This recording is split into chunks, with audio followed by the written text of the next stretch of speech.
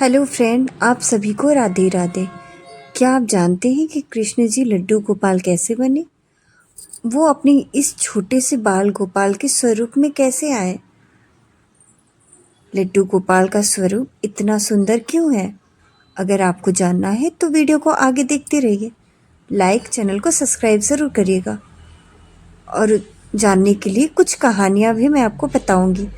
चलिए फिर लड्डू गोपाल के बारे में जानें कि लड्डू गोपाल ने बाल स्वरूप क्यों लिया था। लड्डू गोपाल भगवान श्री कृष्ण के बाल स्वरूप में है। कहा जाता है कि ब्रज के भक्त कुंभन दास ने ही सबसे पहले भगवान श्री कृष्ण को लड्डू गोपाल कहा था। लड्डू गोपाल की कहानी कुछ इस प्रकार आपको सुनने को मिलेगी। कुंभन दास भगवान श्री कृष्ण के परम भक्त थे। वो भगवान की भक्ति में हमेशा लीन रहते थे। उन्हें भगवान का पूजा पाठ करना बहुत ही अच्छा लगता था। उनका मन अत्यंत प्रसन्न हो जाता था। एक बार कुंभनदास को वृंदावन में से भागवत करने का न्योता आया। वह बहुत ज़्यादा खुश हुए।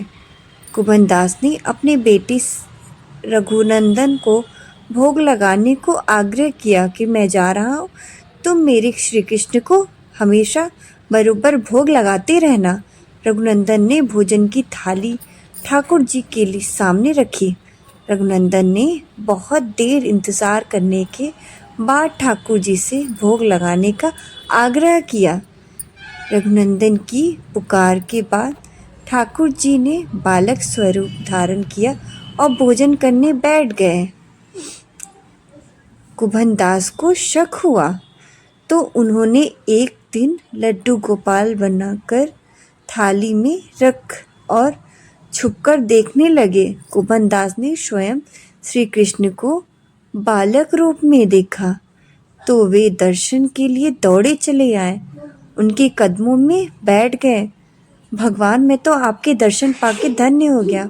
उस समय कृष्ण के एक हाथ में लड्डू और दूसरे हाथ में वाला मुंह में जाने को ही था कि वे एकदम से जड़ हो गए।